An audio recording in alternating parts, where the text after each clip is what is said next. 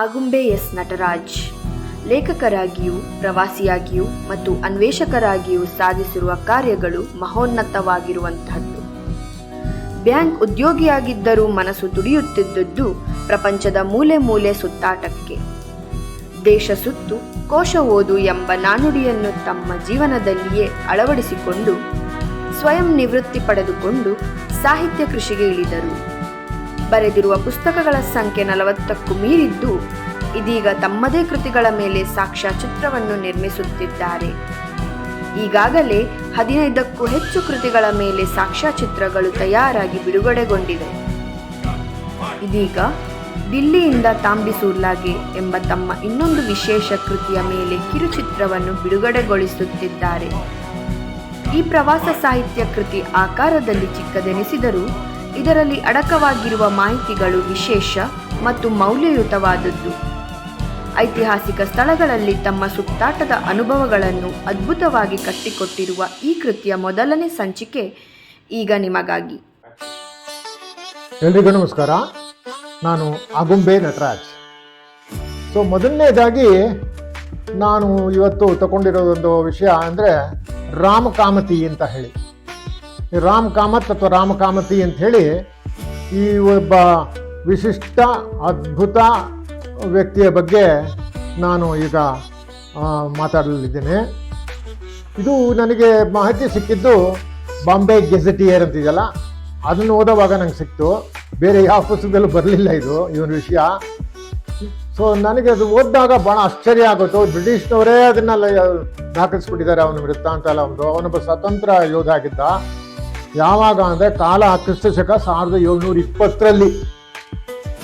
ಅದು ಮುಂಬೈ ದ್ವೀಪದಲ್ಲಿ ಪೋರ್ಚುಗಲ್ನ ರಾಜಕುಮಾರಿ ಇಂಗ್ಲೆಂಡ್ ರಾಜಕುಮಾರಿಯರನ್ನು ಲಗ್ನವಾಗಿದ್ರ ಪ್ರಯುಕ್ತ ವರದಕ್ಷಿಣೆಯಾಗಿ ಕೊಟ್ಬಿಟ್ಟಿದ್ರು ಬಾಂಬೆನ. ಅದೆಲ್ಲರಿಗೂ ಗೊತ್ತಿರ್ಬೋದು. ಬಾಂಬೆ, ಈಗಿನ ಬಾಂಬೆ ಅಂತ ನಾವೇನು ಹೇಳ್ತೀವಿ ಮುಂಬೈ, ಅದು ವರದಕ್ಷಿಣೆ ರೂಪದಲ್ಲಿ ಇಂಗ್ಲೆಂಡ್ ರಾಜಕುಮಾರನಿಗೆ ಕೊಟ್ಬಿಟ್ರಂತೆ ಪೋರ್ಚುಗೀಸ್ನವರು.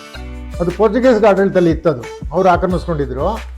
ಯಾವಾಗ ಅದು ವರದಕ್ಷಿಣೆ ರೂಪದಲ್ಲಿ ಅವ್ರಿಗೆ ಸೇರ್ಬಿಡ್ತು, ಬ್ರಿಟಿಷ್ ಈಸ್ಟ್ ಇಂಡಿಯಾ ಕಂಪ್ನಿ ಇತ್ತಲ್ಲ ಅವಾಗ, ಅವ್ರೇನು ಮಾಡಿದ್ರು, ನಮಗೆ ಸೇರಿದ್ದಪ್ಪ ಇದು, ನೀವು ಹೋಗಿ ಕಾಲ್ ತೆಗೀರಿ ನೀವು ಅಂತ ಹೇಳ್ಬಿಟ್ಟು ಪೋರ್ಚುಗೀಸ್ನವ್ರಿಗೆ ನೋಟಿಸ್ ಕೊಟ್ಬಿಟ್ರು. ಅವರು ದಂಡನ್ನು ತಂದ್ಬಿಟ್ಟು ಅಲ್ಲಿ ಇಟ್ಬಿಟ್ರು. ಅಲ್ಲಿಂದ ಬ್ರಿಟಿಷ್ನವರ ಆಳ್ವಿಕೆ ಸ್ಟಾರ್ಟ್ ಆಯಿತು ಅಲ್ಲಿ.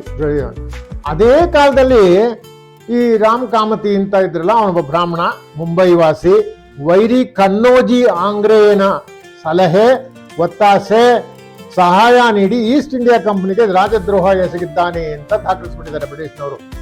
ಇದು ಹೇಗೆ ಆಯಿತು ಅಂತಂದರೆ, ಇವನ ವಿಷಯ ಹೇಳೋದಂದ್ರೆ ಬಹಳ ಒಂಥರ ರೋಮಾಂಚನ ಆಗ್ತದೆ. ಯಾಕೆಂದರೆ 1720ರಲ್ಲೇ ಒಬ್ಬ ಸ್ವತಂತ್ರ ಯಾವುದಂದ್ರೆ 1857ನಲ್ಲೇ ಸ್ವಾತಂತ್ರ್ಯ ಸಂಗ್ರಾಮ ನಡೀತು ಅಂತ ಹೇಳ್ತಾರೆ. ಫಸ್ಟ್ ವಾರ್ ಆಫ್ ಇಂಡಿಪೆಂಡೆನ್ಸ್ ಅಂತೆಲ್ಲ ಹೇಳ್ತಾರೆ. ಅದಕ್ಕಿಂತ ಹಿಂದೆನೇ 1720ರಲ್ಲೇ ಬಾಂಬೆನಲ್ಲಿ ಇವನು ಒಬ್ಬ ಮಹಾನ್ ವ್ಯಕ್ತಿ ಸ್ವತಂತ್ರ ಯೋಧನಾಗಿ ಮುಂದೆ ಬರ್ತಾನೆ ಅವನು. ಇದು ಏನಪ್ಪ ಅಂತಂದರೆ, ಇವನ ವಿಷಯ ಹೇಳೋದಾದರೆ, ಈ ರಾಮ್ ಕಾಮತಿ ಬಹಳ ಐಶ್ವರ್ಯವಂತ ಆಗಿರ್ತಾನೆ. ಅವನ ಬಳಿ ವ್ಯಾಪಾರ ಮಳಿಗೆ ಇತ್ತು, ತೆಂಗಿನ ತೋಟ ಇತ್ತು, ಆಸ್ತಿ ಪಾಸ್ತಿ ಇದು, ಸುಖವಾದ ಜೀವನ ಮಾಡ್ತಾ ಇದ್ದ ಅವನು. ಏನಾಯ್ತು, ಇವನ ಪೂರ್ವಜರ ರೀತಿಯೆಲ್ಲ ನನಗೆ ಗೊತ್ತಿಲ್ಲ. ಇವನ ಬಗ್ಗೆ ಮಾತ್ರ ಹೇಳಿದ್ದಾರೆ ಅಷ್ಟೇ ಹೊರತು ಪೂರ್ವಜರು ಎಲ್ಲಿಂದ ಬಂದರು, ಏನು ಗೋವಾದಿಂದ ಬಂದ್ರ ಅಥವಾ ಅಲ್ಲೇ ವಾಸವಾಗಿದ್ದ ಏನು ಅಂತ ಮುಂದೆ ಗೊತ್ತಿಲ್ಲ. ಆದರೆ ಈಗಿನ ಮುಂಬೈ ಕೋಟೆ ಪ್ರದೇಶದಲ್ಲಿ ಇಂದೂ ನಿಂತಿರುವ ಕೋರ್ಟ್ ವಿಸ್ತೀರ್ಣ, ಈ ಹಾರ್ಬರ್ ಟರ್ಮಿನಸ್, ಅದೆಲ್ಲನೂ ಅವನ ಹೊಡೆತಲ್ಲಿರ್ತಂತೆ. ಅಂದ್ರೆ ಅಷ್ಟು ಜಾಗ ಅವನ ಹತ್ರ ಇತ್ತು, ತೋಟ ಆಗಿ ಎಲ್ಲ ಇತ್ತು, ವ್ಯಾಪಾರ ಮಾಡ್ತಿದ್ದ, ಎಲ್ಲ ಮಾಡಿದ್ರು. ಇಷ್ಟು ದೊಡ್ಡ ವಿದ್ವಾಂಸ, ಶ್ರೀಮಂತ, ವ್ಯಾಪಾರಸ್ಥ, ಆಸ್ತಿವಂತರಾಗಿದ್ದ ಶ್ರೀ ರಾಮ ಕಾಮತಿಯವರು ಮುಂಬೈನ ಪ್ರತಿಷ್ಠಿತ ವ್ಯಕ್ತಿಯಾಗಿದ್ದಂತೆ. ಪೋರ್ಚುಗೀಸ್ ಜೊತೆ ವ್ಯಾಪಾರ ಮಾಡ್ತಿದ್ರು. ವ್ಯಾಪಾರ ಮಾಡುವಾಗ ನ್ಯಾಚುರಲ್ ಆಗಿ ಎಲ್ಲರಿಗೂ ಅವ್ರಿಗೆ ದುಡ್ಡು ಹಣ ಎಲ್ಲ ಸಂಪಾದನೆ ಮಾಡಿದ್ರು. ಬ್ರಿಟಿಷ್ನವ್ರ ಜೊತೆಗೆ ಯಾವ ವ್ಯಾಪಾರ ಇರಲಿಲ್ಲ ಅವ್ರಿಗೆ, ಪೋರ್ಚುಗೀಸ್ ಜೊತೆ ವ್ಯಾಪಾರ ಇತ್ತು. ಹಾಗಾಗಿ ಅವ್ರ ಜೊತೆಗೆ ಒಳ್ಳೆ ಒಂದು ಇದಿತ್ತು, ಸಂಬಂಧ ಇಟ್ಕೊಂಡಿದ್ರು ಅವರು. ಯಾವಾಗ ಬ್ರಿಟಿಷ್ನವ್ರು ಬಂದ್ಬಿಟ್ರು, ಆವಾಗ ಇವರಿಗೆ ಒಂಥರ ಮನಸ್ಸು ವ್ಯಗ್ರ ಆಗ್ಬಿಟ್ಟು, ಅರ್ರ ಇದೇನೋ ಇನ್ನೊಬ್ಬ ಬಂದ್ಬಿಟ್ನಲ್ಲಪ್ಪ, ಪೋರ್ಚುಗೀಸ್ ಜೊತೆಗೆ ಸಂಬಂಧ ಚೆನ್ನಾಗಿತ್ತು, ನಮ್ಗೇನು ಪ್ರಾಬ್ಲಮ್ ಮಾಡಲಿಲ್ಲ, ಕ್ರಿಯೇಟ್ ಮಾಡಿಲ್ಲ, ನಮ್ಗೆ ಒಳ್ಳೇದೇ ಮಾಡಿದ್ರು, ಈ ಮನುಷ್ಯ ಇವ್ರ ಹೊಸದೊಂದು ಪ್ರಭುತ್ವ ಬಂದ್ಬಿಡ್ತಲ್ಲ ಅಂತ ಹೇಳಿ ಅವ್ರಿಗೆ ಮನಸ್ಸು ಒಂಥರ ವ್ಯಗ್ರ ಆಯ್ತಂತೆ.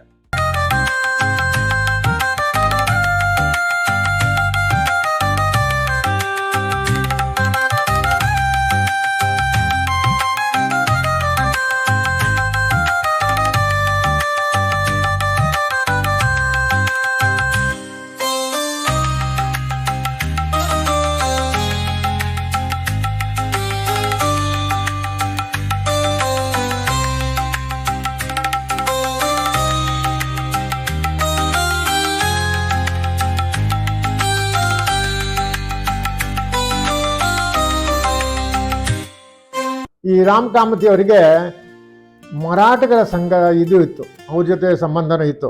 ಆವಾಗ ಪ್ರಸಿದ್ಧ ನಾವಲ್ ಕಮಾಂಡರ್, ಮರಾಠಿಗರ ನಾವಲ್ ಕಮಾಂಡರ್ ಎಲ್ಲರಿಗೂ ಗೊತ್ತಿರ್ಬೋದು, ಕನ್ನೋಜಿ ಆಂಗ್ರೆ ಅಂತ ಹೇಳಿ, ಅವನು ನೇವಿ ಕಮಾಂಡರ್ ಆಗಿದ್ದ ಮರಾಠರಿಗೆ.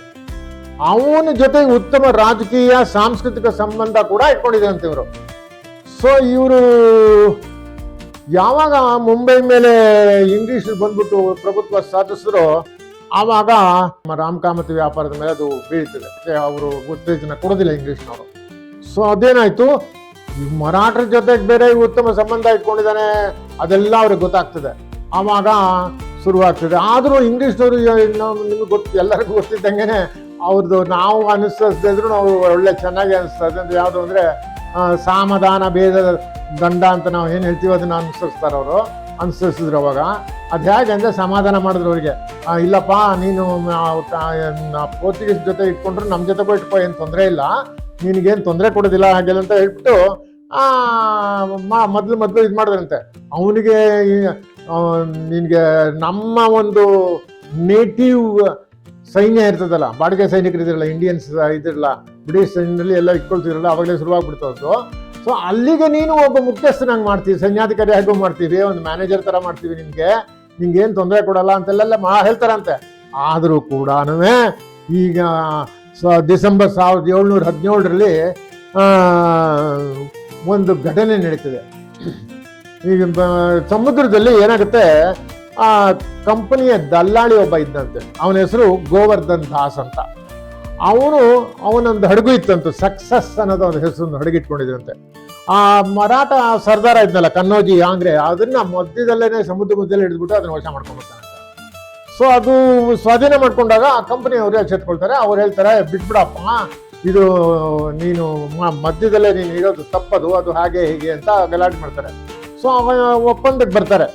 ಸೊ ಏನಂತಂದ್ರೆ, ನೀನು ಬಿಟ್ಬಿಡು, ನಿನಗೇನು ಬೇಕೋ ಬೇರೆ ಸವಲತ್ತೆಲ್ಲ ಕೊಡ್ತೀವಿ, ಹಾಗೆ ಹೇಗೆ ಅಂತೆಲ್ಲ ಸಂಧಿ ಮಾಡ್ಕೊಳ್ತಾರೆ. ಸೊ ಅದೇ ಸಮಯದಲ್ಲಿ ಏನಾಗುತ್ತೆ, ರಾಮ್ ಕಾಮತ್ ಏನ್ ಮಾಡ್ತಾರೆ, ಕನ್ನೋಜಿ ಆಂಗ್ರೆಗೆ ಒಂದು ಪತ್ರ ಬರೀತಾರೆ. ಸೊ ನೀನು ಇಂಗ್ಲಿಷ್ನವರಿಗೆ ಜೊತೆಗೆ ಸಂಧಿಗಿಂದಿ ಮಾಡ್ಕೊಳ್ಬೇಡಪ್ಪ, ಅವ್ರಿಗೆ ಸೇರಿ ಇಂಗ್ಲಿಷ್ನವ್ರಿಗೆ ಸೇರಿಲ್ಲ ಹಡಗದು, ಅದು ಯಾರೋ ಪ್ರೈವೇಟ್ ಪಾರ್ಟಿ ಅವನಿಗೆ ಸೇರಿದ ಹಡಗು, ಅದು ಇಂಗ್ಲಿಷ್ನವ್ರು ಸರ್ಕಿರ್ಬೋದಲ್ಲಿ. ಆದ್ರೆ ನೀನು ಯಾಕೆ ಅವರಿಗೆ ಅವ್ರ ಹತ್ರ ಸಂಧಿ ಮಾಡ್ಕೊಂಡ್ಯಾ? ನೀನು ಅವ್ರಿಗೆ ಎಗ್ರೆಸ್ಟ್ ಆಗಿ ಅವರ ವಿರುದ್ಧವಾಗಿ ಹೋರಾಟ ಮಾಡೋ ಬದಲು ಯಾರೋ ಪಾಪ ಪ್ರೈವೇಟ್ ಪಾರ್ಟಿ ಹಿಡ್ಕೊಂಡಿದ್ದಕ್ಕೆ ಅವ್ರು ಯಾಕೆ ಬರ್ಬೇಕು ಅದಕ್ಕೆ? ಸೊ ನೀನು ಅದು ಮಾಡಬೇಡ ಅಂತೇಳಿ ಒಂದು ಲೆಟರ್ ಬರೆದು ಬಿಡ್ತಾರಂತೆ. ಲೆಟ್ರ್ ಇವರಿಗೆ ಸಿಕ್ಬಿಡುತ್ತೆ. ಆವಾಗ ಡಿಸೆಂಬರ್ 18ರಲ್ಲಿ ಇಂಗ್ಲಿಷ್ನವ್ರಿಗೂ ಕನ್ನೋಜಿ ಆಂಗ್ರೆಗೂ ಯುದ್ಧ ಶುರುವಾಗ್ಬಿಡುತ್ತೆ. ಸೊ ಯುದ್ಧ ಶುರುವಾದಾಗ ಕನ್ನೋಜಿ ಆಂಗ್ರೆಗೆ ಇನ್ನೊಂದು ಪತ್ರ ಬರೀತಾರೆ ಇವರು, ಯಾರೋ ಕಾಮತಿ, ಈಗ ನೀವು ಹುಷಾರಾಗಿರು, ಯುದ್ಧ ಶುರುವಾಗಿದೆ, ಇಂಗ್ಲಿಷ್ನವ್ರು ಈ ಚಿತ್ರ ಮಾಡ್ತಾ ಇದ್ದಾರೆ. ಅಂದ್ರೆ ಇಂಗ್ಲಿಷ್ನವ್ರು ಏನೇನ್ ಮಾಡ್ತಾರೆ ಎಲ್ಲಾನು ಒಂದು ಸ್ಪೈ ತರ ಇವರು ಕಾಂಗ್ರೆಸ್ಗೆ ಇವನಿಗೆ ಆಂಗ್ರೆಗೆ ಎಲ್ಲ ತಿಳಿಸ್ತಾ ಬಂದ್ಬಿಡ್ತಾರೆ ಅವರು. ಸೊ ಅದೊಂದು ಬಹಳ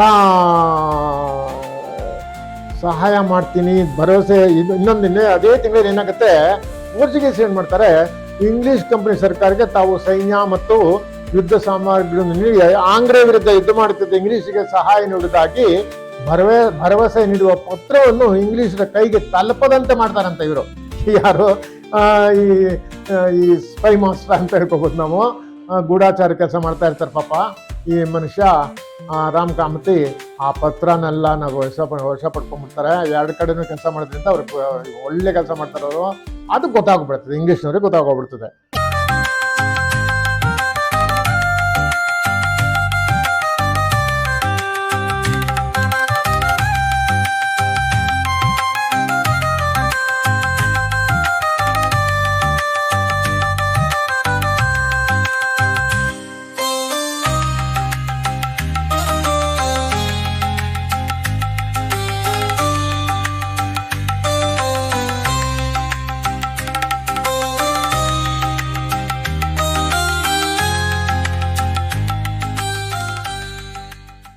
ಇಂಗ್ಲಿಷ್ ಕಂಪನಿ ಈ ಥರ ಎಲ್ಲ ಮಾಡುವಾಗ ಯುದ್ಧ ನಡೀತಾ ಇದೆ, ಯುದ್ಧದಲ್ಲಿ ನಡೀತಿರುವಾಗ ನಮ್ಮ ವಿಷಯ ಎಲ್ಲ ತಗೊಂಡೋಗಿ ವೈರಿಗೆ ಇವನು ಕೊಡ್ತಾ ಇದ್ದಾನೆ, ಇವನು ರಾಜದ್ರೋಹ ಮಾಡಿದ್ದಾನೆ, ಇವನು ಸುಮ್ಮನೆ ಬಿಟ್ರೆ ಸರಿ ಹೋಗೋದಿಲ್ಲ ಅಂತ ಹೇಳ್ಬಿಟ್ಟು 1719 ಅವನಿಗೆ ಅವ್ರ ವಿರುದ್ಧ ಕಾರ್ಯಾಚರಣೆ ಮಾಡೋಕ್ಕೆ ಶುರು ಮಾಡ್ತಾರೆ. ಯಾರೋ ಇಂಗ್ಲೀಷ್ನವರು. ಇದು ಗೊತ್ತಾಗ್ಬಿಡುತ್ತೆ ಯಾರಿಗೆ? ನಮ್ಮ ರಾಮ್ ಕಾಮತಿಗೆ.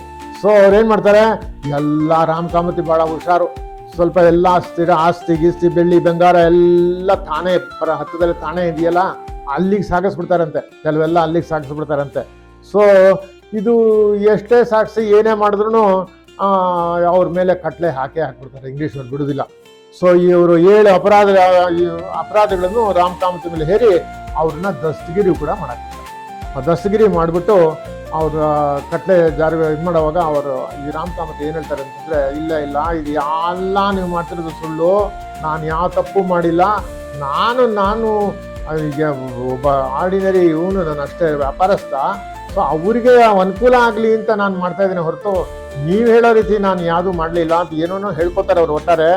ಆದರೆ ಏನು ಅಂದರೆ ಈ ಆಪಾದನೆಯಲ್ಲಿ ಬೇಕಾದಷ್ಟು ವಿಷಯಗಳು ನಮ್ಗೆ ಗೊತ್ತಾಗ್ತದೆ.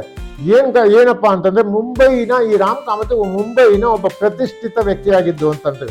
ಸೊ ಅವನ ಆಗಿನ ಕಾಲದಲ್ಲೇ ಕಟ್ಲೆ ಮಾಡಿ ಅವ್ರ ಆಸ್ತಿನೆಲ್ಲ ಜಪ್ತಿ ಮಾಡಿ ಎಲ್ಲ ನೋಡಿದಾಗ ಅದ್ರ ಅಂಕಿ ಅಂಶ ಎಲ್ಲ ಅವರೇ ಬ್ರಿಟಿಷರೇ ಕೊಟ್ಟಿದ್ದಾರೆ.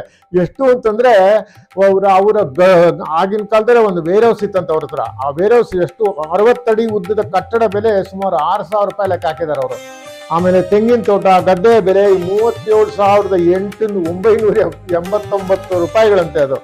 ಮತ್ತೆ ಕಸ್ಟಮ್ ಹೌಸ್ ಬಳಿ ಇರುವ 2 ಗಡಂಗಗಳ ಒಟ್ಟು ಬೆಲೆ 2,750 ರೂಪಾಯಿ. 275 ವರ್ಷಗಳ ಹಿಂದಿನ ಈ ಬೆಲೆಯ ಮಹತ್ವ ಈಗಿನ ಅರಿವಾದಾಗ ರಾಮ್ ಕಾಮತಿಯವರ ಆರ್ಥಿಕ ಸ್ಥಿತಿ ಬಗ್ಗೆ ನಮಗೆ ಸುಲಭವಾಗಿ ಅರಿವಾಗ್ತದೆ, ಎಷ್ಟು ಅವರು ಕೋಟ್ಯಾಧಿಪತಿಗಳಾಗಿದ್ರು ಅಂತ ಅರ್ಥ ಆಗ್ತದೆ. ಅತಿ ಶ್ರೀಮಂತರಲ್ಲಿ ಒಬ್ರು ಶ್ರೀಮಂತರಾಗಿದ್ರು ಅವರು. ಸೊ ಇಷ್ಟೆಲ್ಲ ಮಾಡಿದ್ಮೇಲೆ ಅವ್ರನ್ನ ತೆಗೆದು ಕಟ್ಲೆ ಹಾಕಿ ಅವ್ರಿಗೆ ಸಜೆ ಹಾಕ್ಬಿಡ್ತಾರೆ. ಮರಣ ಸರಿಮಾನವಾಸ ಅವರಿಗೆ ಹಾಕ್ಬಿಡ್ತಾರೆ ಅವರು. ಸೊ ಇದು ತನ್ನ ಜೀವದ ಹಂಗು ತೊರೆದು ತನ್ನ ವಿಪುಲ ಐಶ್ವರ್ಯಕ್ಕೆ ತಿಲಾಂಜಲಿ ಇತ್ತು. ತನ್ನ ದೇಶ, ಅದರಲ್ಲೂ ತನ್ನ ಮೆಚ್ಚಿನ ದ್ವೀಪ ಮುಂಬಯಿಯ ಮೇಲೆ ಇಂಗ್ಲಿಷರು ಆಕ್ರಮಣ ಎಸಗಿದ್ರ ವಿರುದ್ಧ ತನ್ನ ತನು ಮನ ಧನ ತ್ಯಾಗ ಮಾಡಿದ ವೀರ ಪುರುಷ ಭಾರತದ ಇತಿಹಾಸದಲ್ಲಿ ಇಂಥವರು ಕಾಣುವುದು, ಇಂಥವ್ರು ಕಾಣುವುದು ವಿರಳ. ದುರ್ದೈವವಶಾತ್ ಭಾರತೀಯರ ಇತಿಹಾಸ ಪ್ರಜ್ಞೆ ಅಭಾವದ ನಿಮಿತ್ತ ಇಂತಹ ವೀರ ಪುರುಷರ ಇತಿಹಾಸ, ಅವರ ಸ್ವಾತಂತ್ರ್ಯ ಸಂಗ್ರಾಮಕ್ಕೆ ಇತ್ತ ಕೊಡುಗೆ, ಇವರ ಪುಣ್ಯ ಸ್ಮರಣೆ ಮಾಡದೆ ಘೋರ ತಪ್ಪು ನಾವು ಮಾಡ್ತಾ ಇದೀವಿ ಅನ್ಸುತ್ತೆ. ಇವರ ವಿಷಯ ಯಾವ ಪಠ್ಯಪುಸ್ತಕದಲ್ಲೂ ಬರೋದಿಲ್ಲ. ये सिटी उतली वाटू एक कारणीभूत झालेलो एक व्यक्ती असं राम कमती आमची गेलो तुला होड एक मनीस या सिटी जो त्या वेळेर 300 वर्षा पुढे खबर सांगता असं ते आम्ही त्या 300 वर्षा पुढे ताण येम पोर्ट इत्यादी पुरा आमगेल हातांत वसिले पोर्ट इत्यादी ते वेंकटरमण देवस्थान असं काही बीटी लगेच फळे आमगेल हत्ता उतले बाळकेश्वर जवळ आमगेले हत्तांत GSB हत्तांत बाणगंगांगेल हत्तांत शीतलादेवी आमगेल हत्तांत बुलेश्वर फळे आजकाल ने उतलेची अशी चिंत आमगेल जन कितुल प्रभावी ताका प्रधान कारण मला रामकमती माधवेन स्वाम्यानी काशी दुकुनो रामेश्वर मावचे वाटेर अंगे इलेले रामकमतीन स्वाम्याक ಏನ್ ಕೋರು ಮೋಟು ಗೋರು ಕಾರಣೀಭೂತ ರಾಮಕಮತಿ.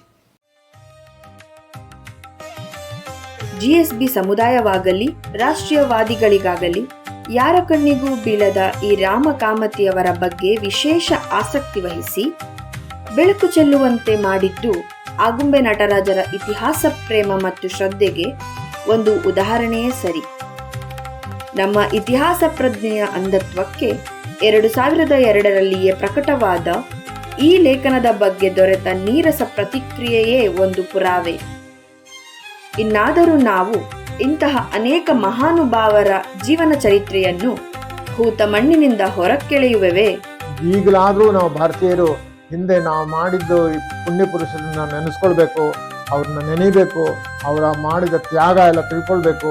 ಅದರಿಂದ ನಾವು ನಮ್ಮ ಸ್ವಾತಂತ್ರ್ಯವನ್ನು ಹೇಗೆ ನಾವು ಕಾಪಾಡಿಟ್ಕೊಳ್ಬೇಕು, ನಾವು ಯಾವ ಥರ ಜಾಗರೂಕತೆಯಾಗಿರಬೇಕು, ಇದನ್ನೆಲ್ಲ ಇದನ್ನೆಲ್ಲ ತಿಳ್ಕೊಳ್ಬೇಕು, ಇದೆಲ್ಲ ಮಾಡಬೇಕು, ಇದ್ರ ಬಗ್ಗೆ ಜಾಸ್ತಿ ಒತ್ತು ಕೊಡಬೇಕು ಅನ್ನೋದು ಒಂದು ಸಂಗತಿ ಮೇಲೆ ನಾನು ಈ ಒಂದು ಮಾಡಿದ್ದೀನಿ. ತಾವು ದಯಮಾಡಿ ಇದನ್ನೆಲ್ಲ ನೋಡ್ರಿ, ಇದು ವೀಕ್ಷಿಸ್ರಿ.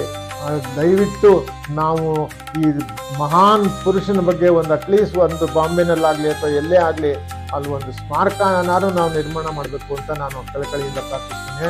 ಅವರ ಸ್ವಾತಂತ್ರ್ಯಕ್ಕೆ ಇತ್ತ ಕೊಡುಗೆ ನಾವು ನೆನೆಸ್ಕೋಬೇಕು ಅಂತ ಹೇಳಿ ನನ್ನ ಈ 2 ಮಾತನ್ನು ಮುಗಿಸ್ತೀನಿ. ಎಲ್ಲರೂ ದಯವಿಟ್ಟು ಇವನ ಈ ಮಹಾಪುರುಷನ ಬಗ್ಗೆ ಸ್ವಲ್ಪ ತಿಳಿದುಕೊಳ್ಳೋಕೆ ಇನ್ನೂ ಜಾಸ್ತಿ ಮಾಹಿತಿ ಇದ್ರೆ ತಿಳ್ಕೊಳ್ಳಿ. ಅದು ಒಳ್ಳೇದಾಗ್ತದೆ, ನಮಗೆಲ್ಲರಿಗೂ ಒಳ್ಳೇದಾಗಲಿ ಅಂತ ನಾನು